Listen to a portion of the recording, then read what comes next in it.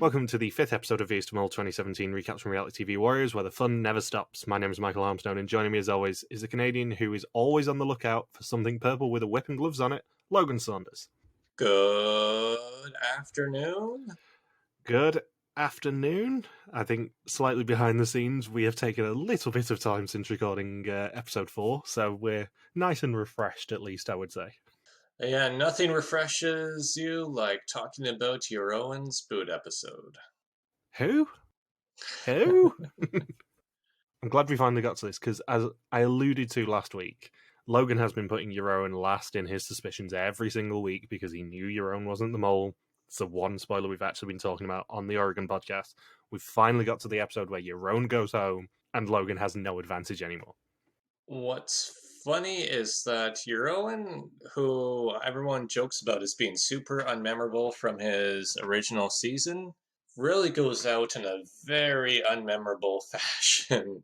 It's one of the most inspired episodes they've ever done for Vidum by making people do an entire episode on the Oregon Trail. That's a huge deviation from the norm.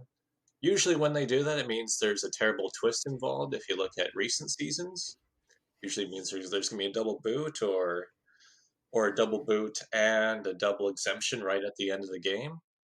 But here, it's a very inspired episode, but it's also not a very exciting episode. And then it ends with Jeroen going home. It's like, man, what did they see in this guy or from this episode to think, this is who we need to pick from Oregon? This is who needs to come back out of all of the contestants who have ever played Vidum. And this is the one person out of about 200 people who have played Vidum, and he's the one person who makes the cut to be picked as the mole again. I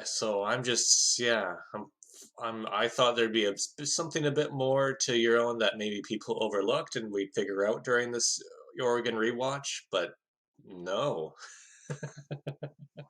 2 points on a similar theme. This episode is the one that made me pick Oregon for you to watch as your first one where we're doing it on the podcast. You've never seen it before, I have.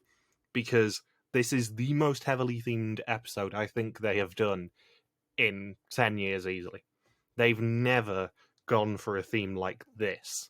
But on the flip side, now you understand why in the first episode of Renaissance I was like, I genuinely had to ask Bindles whether this guy was on Oregon or not, because I was not confident. I had zero recollection of Jeroen from this season. I still have zero recollection of why the hell they would cast him again, and even more, why the hell they would make him the mole of all people. When you have characters in that season who are so beloved by the fans, and I know I've done a very similar rant on this topic, but you have people in that season who are so beloved by the fans. I'm talking about people like Patrick, like Ellie. Imagine Ellie being the mole. Ellie Lust as mole would be so interesting and so compelling a story to tell. Nikki, I don't know whether she would do it, but Nikki would be super interesting as mole. And they throw that all aside and go, let's just go for Jeroen. He'll do it brilliantly. Even though he's in half of this season, and he's a complete non-entity in half of this season. It's funny because everyone who was executed prior to Jeroen this season was more memorable than Jeroen. And that's not just like a ha-ha, let's drag out this joke. I'm thinking, no, like Jeroen is really in the is really in the background out of any of the first 5 boots of the season. As much as obviously I do love to joke about Jeroen being a complete non-entity, the best jokes are rooted in truth. Jeroen is such a non-entity in this season and in his own boot episode. And we've said this in previous episodes during this rewatch. Whenever he's on screen, the default emotion you get from him isn't entertaining or compelling character, it's smug. You just get a radiating smugness, and like he's always putting a front up. And maybe that's what compelled them to make him the mole. I mean, to Jeroen's credit, when he does get brought back as the mole, no one thinks it's him, except for Nikki. But it always feels like he's playing a character in these 5 episodes. And that's something I've noticed on the rewatch. It does always feel like he's never giving his true self over to the show. Maybe that's what production picked up on and why they wanted to use him as the mole. Yeah, it's puzzling because that shouldn't be your first criteria for who to pick as the mole in an all-star season. It should be figure out who the most entertaining people were from each season, maybe pick the top three, and then from all of those people, you pick out who you want to be the mole. Like Jeroen doesn't. I mean, I hate to extend it out even further, but Jeroen doesn't even make the top 9 most interesting characters of Oregon. No, I was going to say that. Obviously, you know he's not the mole. And the fact of the matter is, assuming you stick to the Renaissance rule of not bringing back any prior moles, there are 8 better choices in this season than Jeroen of the 9 people who aren't the mole. And it's exactly the same, I would say, in Renaissance. There are 9 better choices in that cast than Jeroen. Because as much as I dislike someone like Tico in his original season, Tico would have made a better mole than Jeroen would have. Because at least he's interesting as a character. He might be an arsehole in his original season, but at least he's interesting. Whereas Jeroen isn't. Jeroen is boring at best and smug at worst. Yeah. So now that's the first roast of Jeroen in this episode done.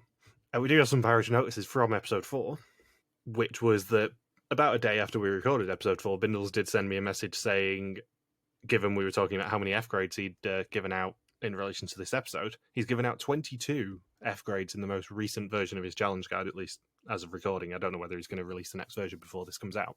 16 of which are from the last 3 Australian seasons.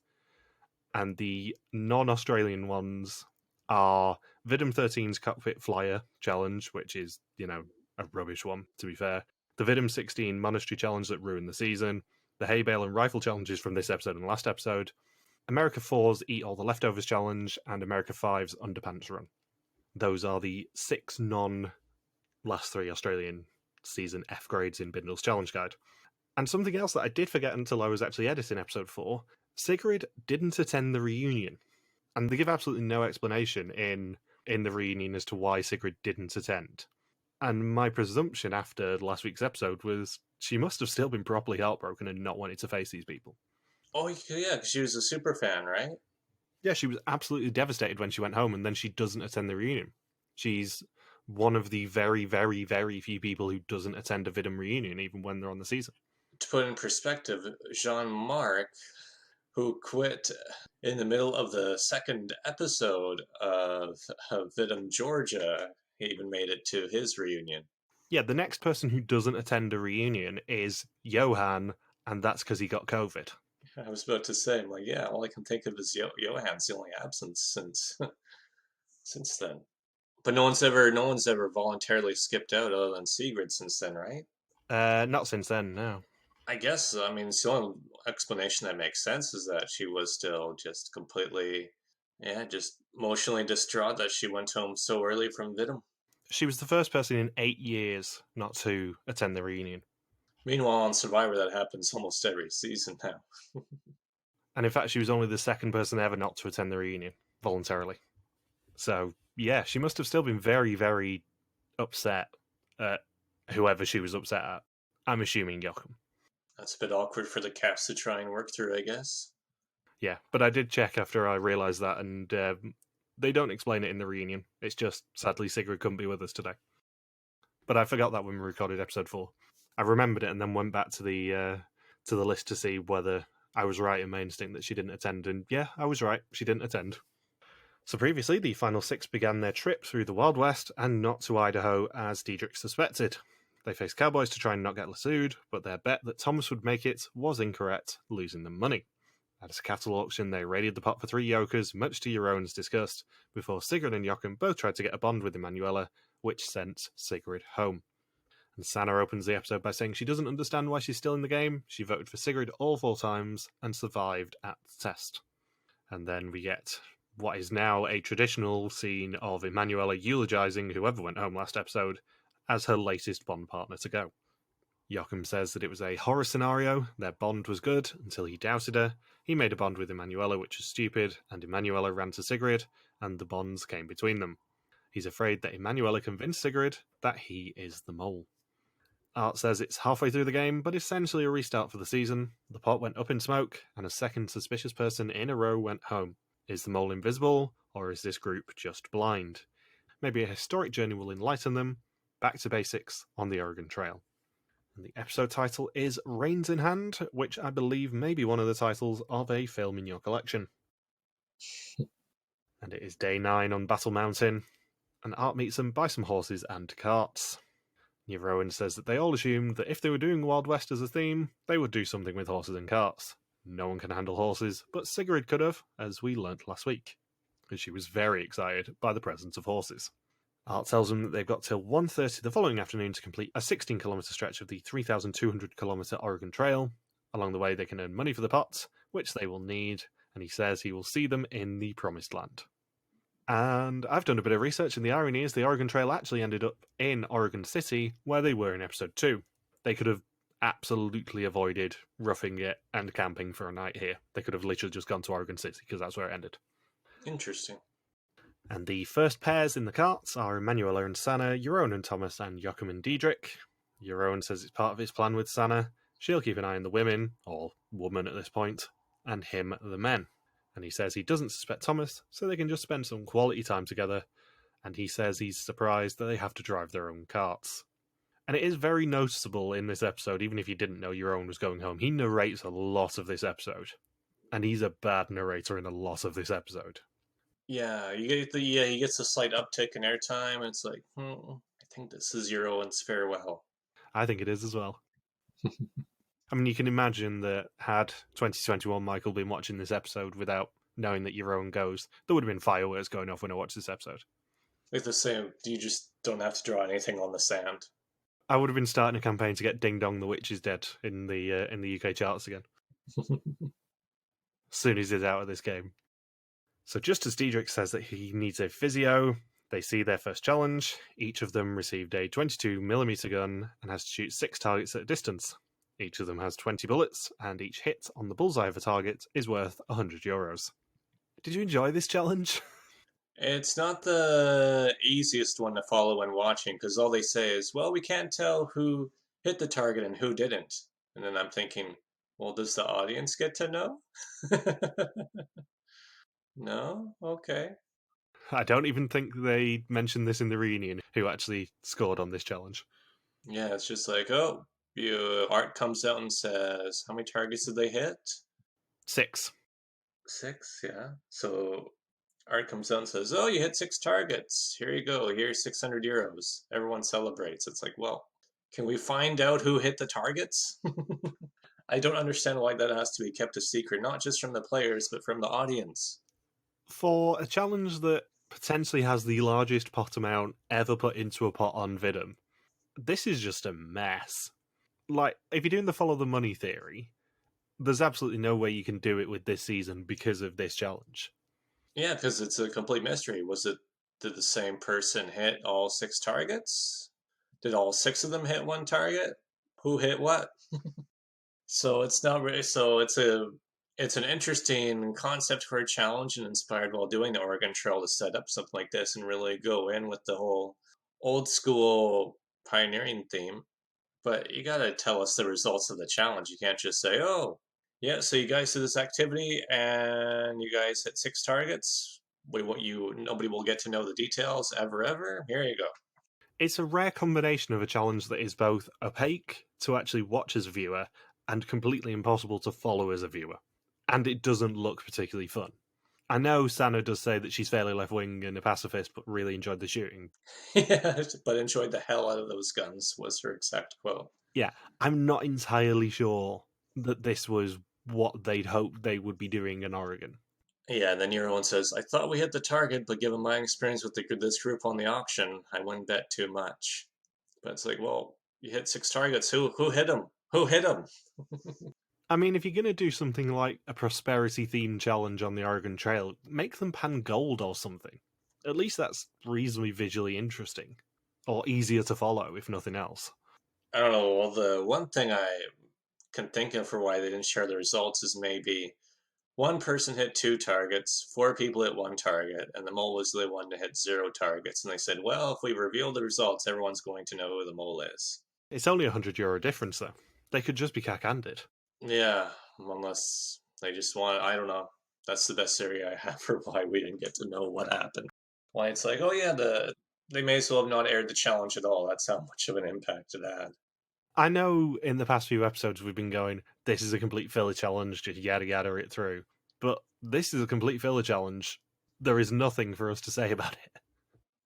And then they have to settle for the. I think it's time to settle for the evening, where Jeroen says, "Oh, this is a little Brokeback Mountain, guys." Oh no, we've got a couple more fun bits first. Because after the shooting, everyone swaps over. So Thomas and Emanuela go together, then Diedrich and Jeroen, and Sanna and Joachim. And there is a loss of scenery porn. Sanna says nothing in sight hints at them being in the 21st century anymore, to which I have to say, that's like being in Canada. And they stop along the way to pitch up camp. Joachim says the view is totally Brokeback Mountain, and Sanna worries about bears. She wasn't worrying about bears until someone mentioned bears. I thought it was Jeroen, then Thomas is where Jeroen says, "It's a little Brokeback Mountain, guys," and Thomas says, "It's totally Brokeback Mountain." And I'm thinking it could have been Joachim. I don't know. Maybe it's tough to distinguish between the two, the only other two male voices in the game. I was just falling asleep by this point in the episode, I'll be honest. Well, granted, there's Diedrich, but Diedrich's voice is very distinct. But yeah, I was just amused. I'm thinking, this is already 2017.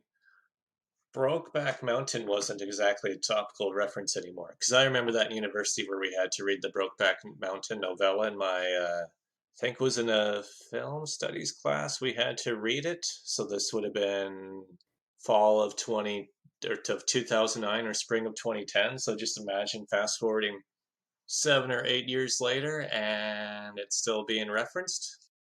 Well, I like how it's also the only like when they're in the middle of nowhere in a country scenery for an Oregon Trail challenge. That's the one movie reference they go to out of all the American Western style movies. Maybe like Canada is backwards. Maybe Brokeback Mountain had just come to the Netherlands by that point. What's funny is that I believe Brokeback Mountain filmed in Alberta. It didn't even film in Oregon or anywhere in the States. Yeah, because I think The Revenant filmed in Alberta as well. It's probably a similar area. Did I tell the Revenant story on this podcast? Don't think you did. So the Revenant actually filmed within about a 20-minute drive of my house. So my brother was working at a water testing facility at the time, and I guess before Leonardo DiCaprio was willing to go into the shoe swap to film one of the scenes, he made his assistant take a water sample of the shoe swap river, take it to my brother's work, and then they had to test it to make sure the water was safe enough for Leonardo DiCaprio to go into. He refused to go into the water to film the scene until it was verified that the water was clean and safe enough for him to go into. And this is a man who pretended in the same film to sleep in a bear carcass. Exactly. That's the funniest part. Is that it's like, man, he's supposed to play this tough guy, but he's not willing to touch Canadian water. Not even so much as like have his fingers touch it or his feet touch. He's like, nope, I'm not doing this scene, guys. I'm not filming until it gets verified by my assistant. Do you remember when The Revenant was about to come out, people spreading the rumour that he ended up having sex with a bear in the film? No, I don't remember that one. I don't know where this came from. It was probably 4chan, let's be honest. But someone started spreading the rumour that in The Revenant, Leonardo DiCaprio's character ended up having sex with a bear. And I don't know why people thought that this would be the sort of rumour that you want to spread about your latest Hollywood blockbuster to win him an Oscar eventually. Leonardo DiCaprio bears it all. And it's also not the sort of thing you can easily Google without getting put on a watch list. Yeah. Leonardo DiCaprio bestiality scene, please. Now that's what's going to win him an Oscar. Yeah, it really goes against the whole. What's extras? In extras, they talk about what gets you an Oscar. Play somebody who has a disability. Now play someone who has sex with animals. We've really turned a corner here in Hollywood foreign press. On the subject of Sanna being worried about bears, did I tell you the story about when we were in Jasper National Park? I think so, but it's been a while. You're going to have to give me a refresher on that one. So we were in Jasper right before we got the train to come over and meet Logan in Vancouver in 2014, and there were signs everywhere on the walking trails saying, keep an eye out for bear cubs, because sometimes they put them in the trees. And suddenly, my brother went from being deathly afraid of spiders to being deathly afraid of a bear cub dropping on his face like something out of Alien. He was genuinely terrified that he was going to look up and this bear cub would just land on his face and then a mother bear would appear. We used to have a substitute teacher in high school who he was just known as the guy who would tell bear stories. Like he wouldn't even really teach us that much because he was just a substitute teacher.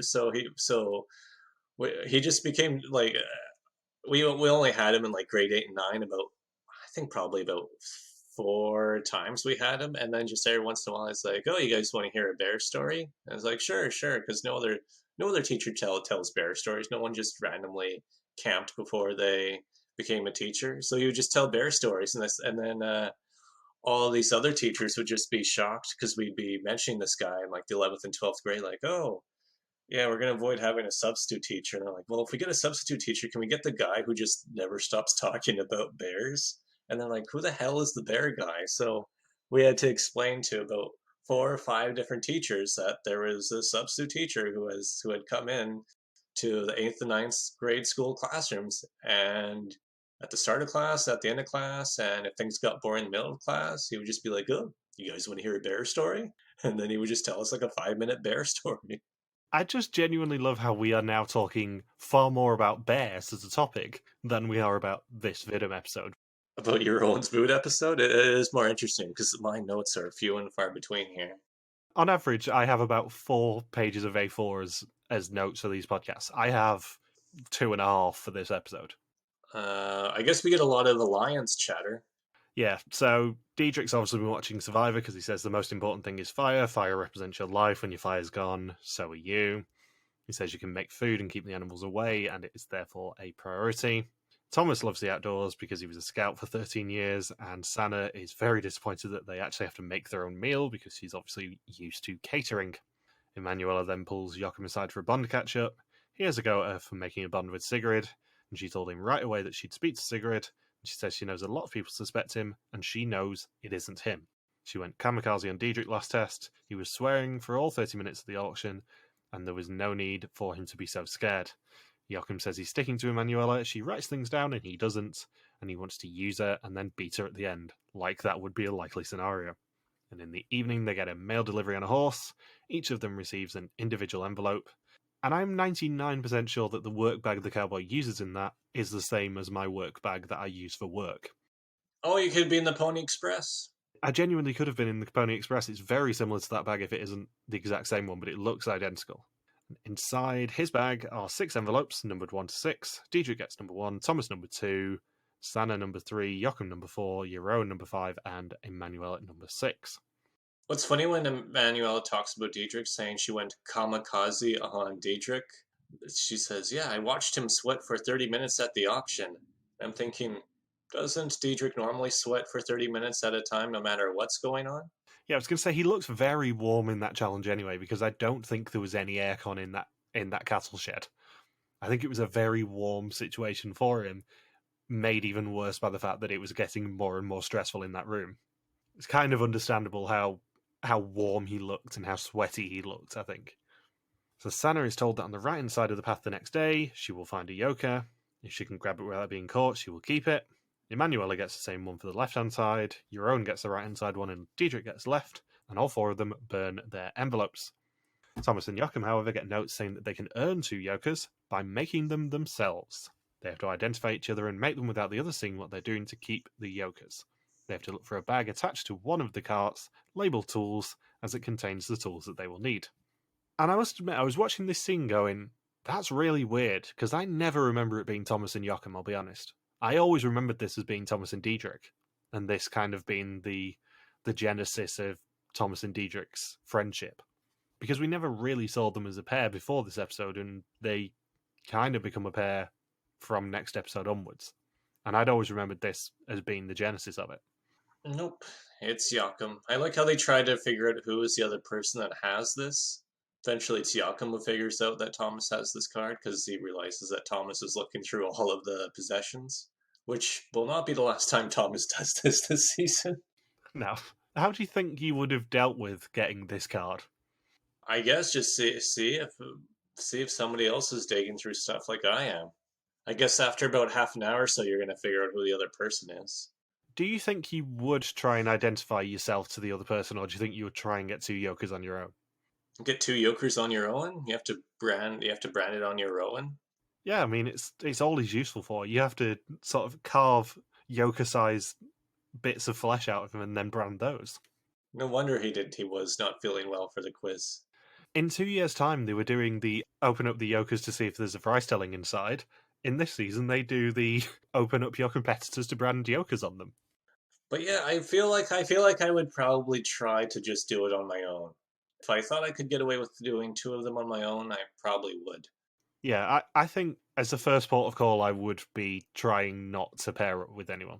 I would identify the tool bag and I would try and make sure that I did it and no one else did. Because two yokers is way more useful to you than one.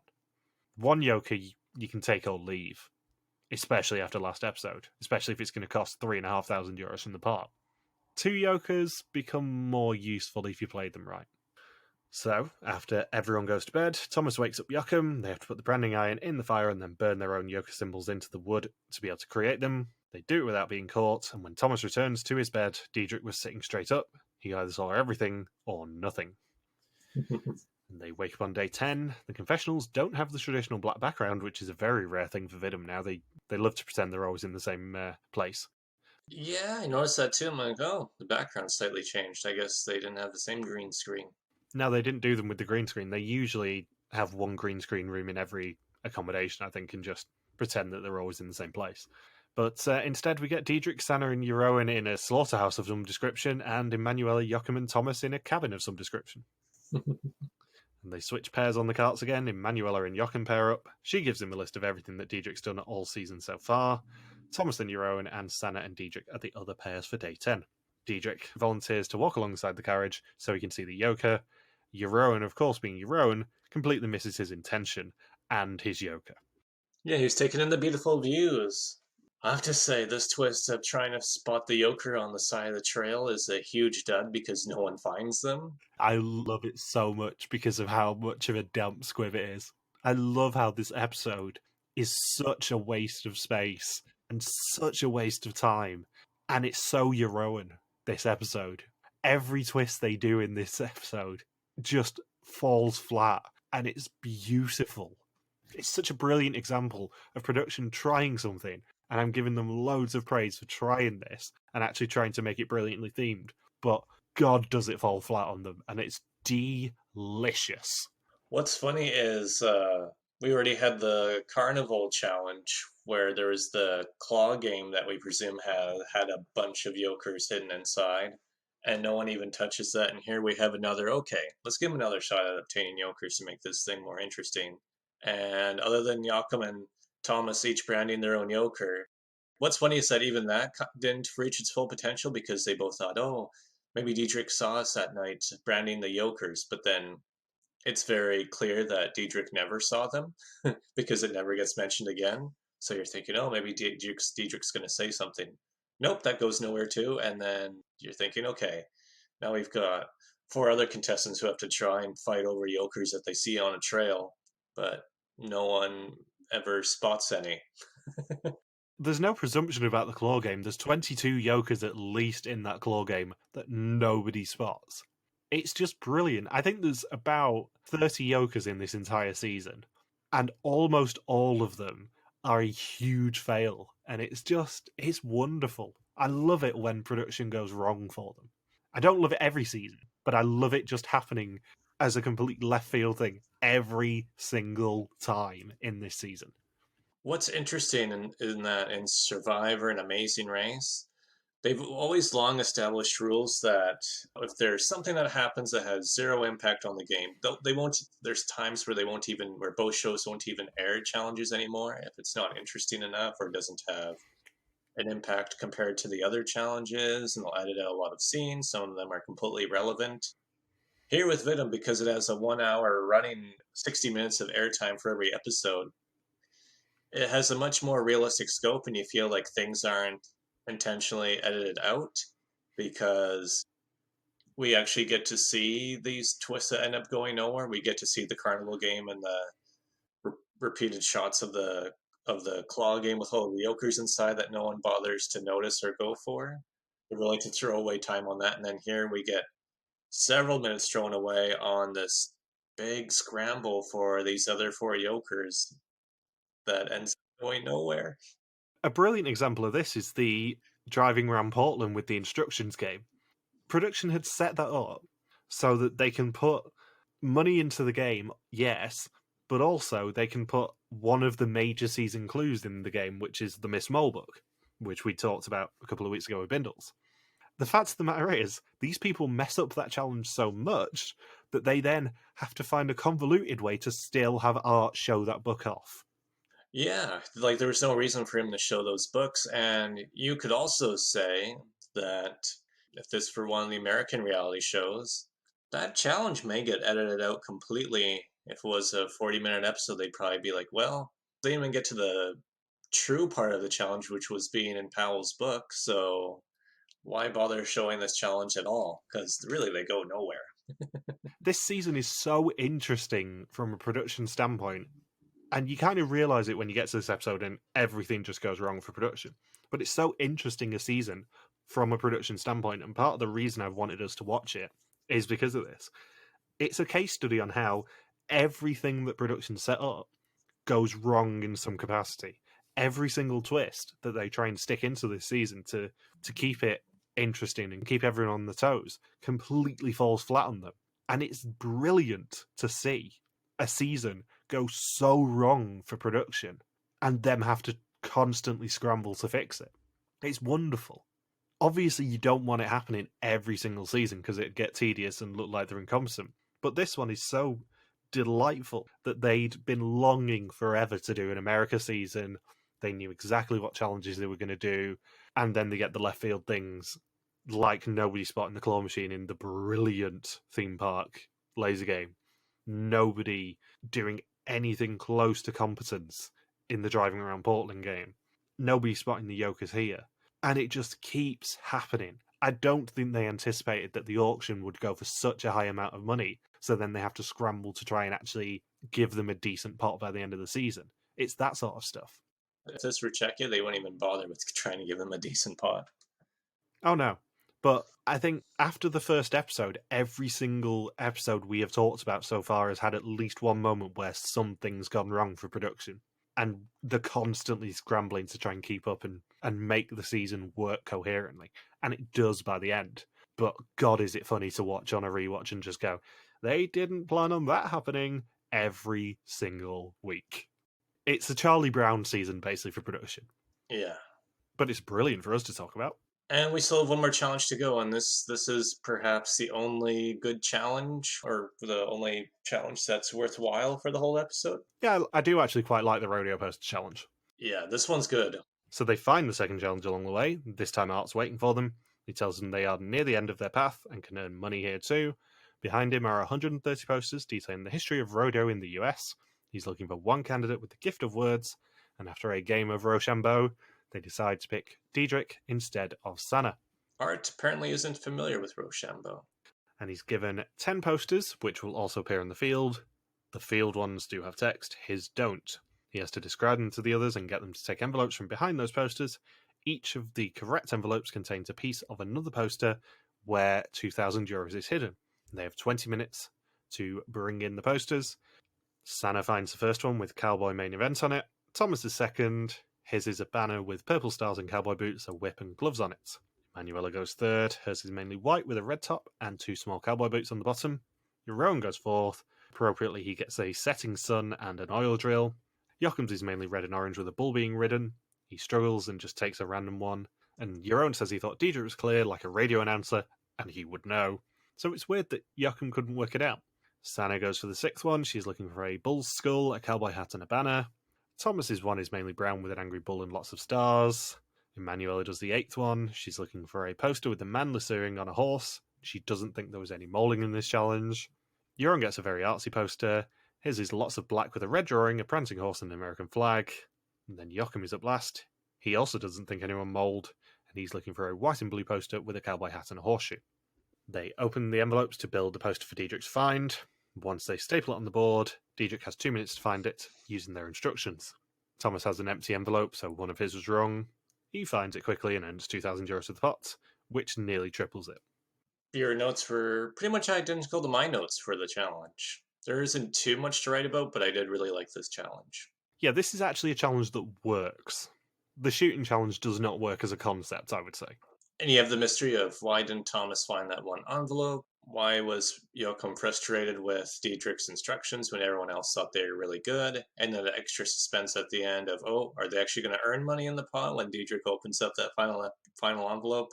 And then he does. And I think it's pretty clear the mole had no intention of moling this challenge, knowing how low the pot was. Yeah, I think going back to what I said about 5 minutes ago, the mole was probably told to take a little bit of a backseat here. Just ease up on them a little. I think you pretty much have to. Otherwise, it's just too depressing when they see the pot at 1,200. Imagine if they didn't get the €2,000 and just be stuck at 1,280 at the end of episode 5. Not that anyone will ever admit it, but I suspect that production probably have a rough value in mind of what they want the winner to earn.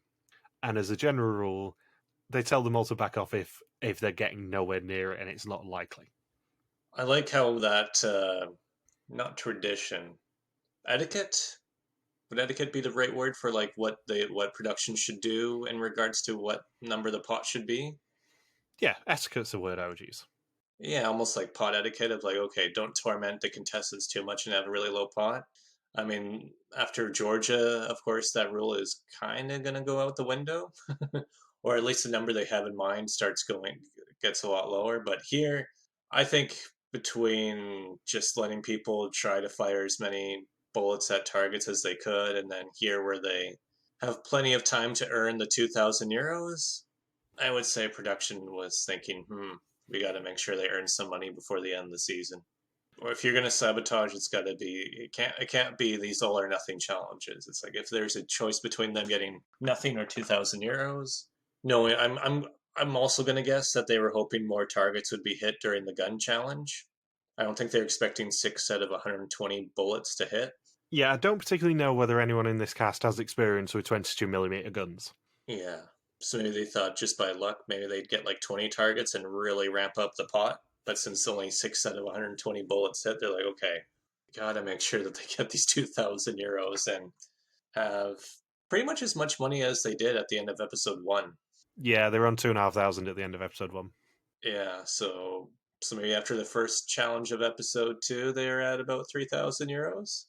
So we then get the traditional emotional scene of the team returning to the wagons and Emanuela saying she's thinking about the 400,000 people who did the 5-month journey to make a better life for their family. Very sweet scene. Nothing for us to say about it.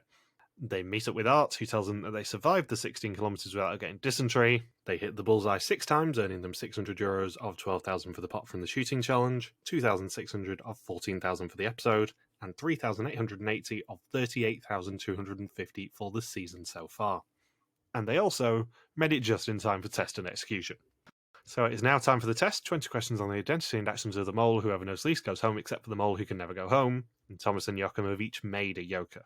Jeroen is going for Diedrich. He's always been suspiciously quiet. It's either a sign of modesty or him being the mole. He also suspects Sanna because it's stupid not to suspect her, and Joachim because he does weird things.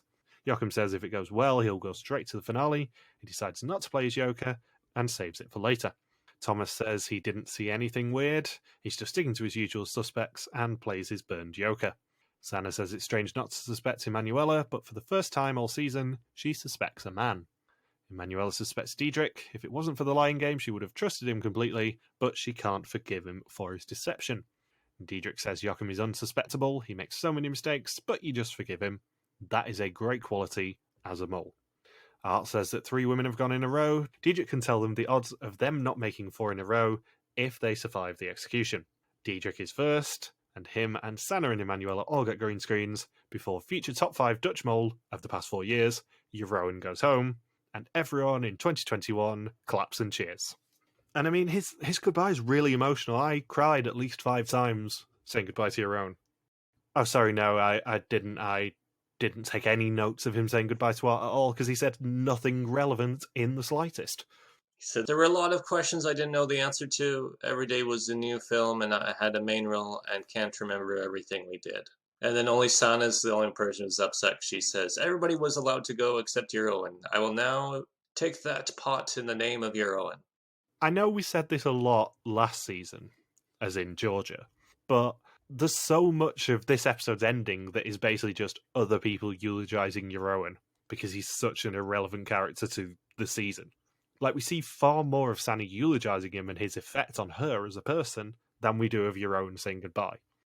So next time a rodeo challenge sees someone get a special privilege, everyone explores a haunted house, and Joachim and Emanuela ride lawnmowers to varying degrees of success. Do you want to give us your post-episode 5 suspects? So at the bottom is Joachim, number 4 is Diedrich, number 3 is Emanuela, number 2 is Sana, number 1 is Thomas. Cool. And you've not seen episode 6 yet, have you? Yes, I have. I'm like halfway through episode 7. Alright, you've not sent me suspicions for episode 6 yet? Yeah, they're the exact same. We'll get to that when we record episode 6, but yeah, I didn't think you'd have seen it yet because you've not sent me them. Yeah, I'm halfway through episode 7 already. And my suspects at the time were in reverse order: Emanuela, then Sana, then Thomas, then Joachim, and then Diedrich. And the Bothers Bar top 3 at the time were Diedrich, Emanuela, and Sana in that order. Have you got anything else you want to say about our dearly departed favourite future top 5 mole of the last 4 years, Jeroen? Just the one note that I had written down towards the end of the episode, which is, I can't believe, within italics, this guy is picked as the only returning mole ever in history.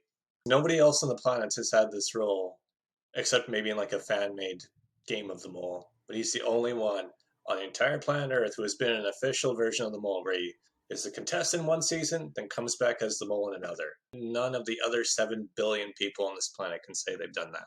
I don't think there is a better way to eulogize him than say, how the hell was he brought back in the first place? And how the hell was he the mole in a future season? I don't know. I thought I would see something and be like, there's going to be a way to contrast Michael and his argument, but no. I got nothing. I'm like, what? I know I'm prone to hyperbole with this sort of stuff, but genuinely, I had no recollection of anything that Jeroen had done in this season from when we started doing Renaissance. And even after a rewatch, I still am none the wiser to why on earth he was brought back. He's just the human form of the shrug emoji. Elvis has left the building. Yep, Elvis has left the building. Don't let the door hit you on the way out. So, thank you for listening to our Vista Mole 2017 recap. We'll be back next week to continue the hunt for another old mole in Oregon. Don't forget you can contact us on Twitter, Facebook, YouTube, or Instagram, where we are RTV Warriors, or you can email us on contact@rtvwarriors.com. Logan is on Twitter @LogSuperQuacky, and I'm MJ Harmstone. Thank you as always to Marika for the subtitles. We'll see you next week. Peace out and just chill till the next flavoring.